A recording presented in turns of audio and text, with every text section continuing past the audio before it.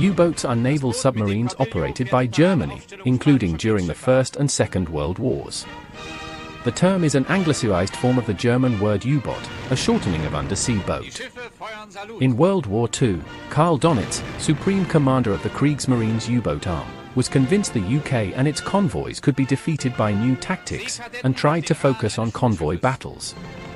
Though U-boat tactics initially saw success in the Battle of the Atlantic, greatly disrupting Allied shipping, improved convoy and anti-submarine tactics such as high-frequency direction finding and the Hedgehog anti-submarine system began to take a toll on the German U-boat force. This ultimately came to a head in May 1943, known as Black May, in which U-boat losses began to outpace their effect on shipping. During World War II, U-boat warfare was the major component of the Battle of the Atlantic, which began in 1939 and ended with Germany's surrender in 1945. British Prime Minister Winston Churchill later wrote, "The only thing that really frightened me during the war was the U-boat peril." The most common U-boat attack against convoys during the early years of the war was conducted on the surface and at night. During 1939 the Germans made a few attempts to attack convoys with their new Wolfpack tactic, but these were not successful. The invasion of Norway in April 1940 temporarily halted all U-boat operations against merchant shipping.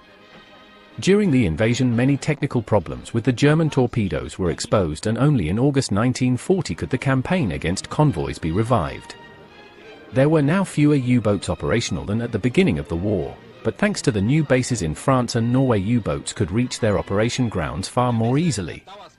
During the following months the U-boats put their Wolfpack tactic against convoy in practice with spectacular results.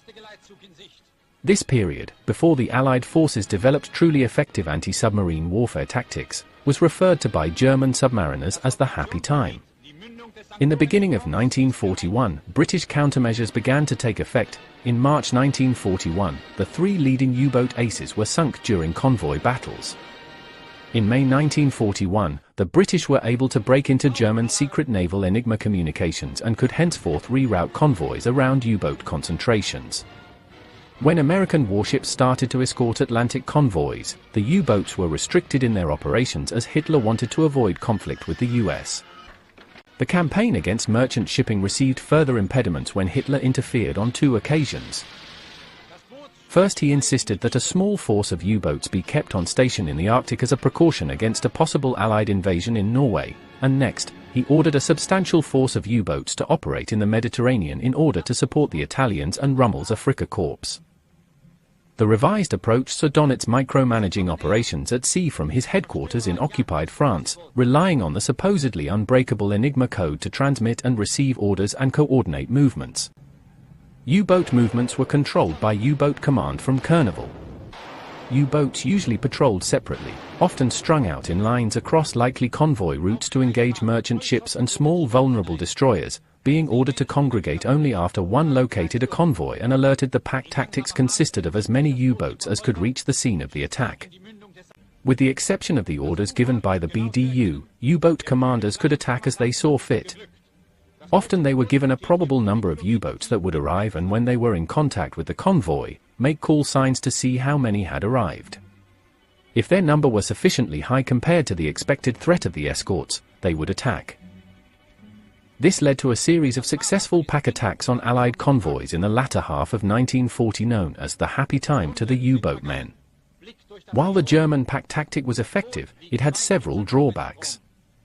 Most notably, Wolfpacks required extensive radio communication to coordinate the attacks.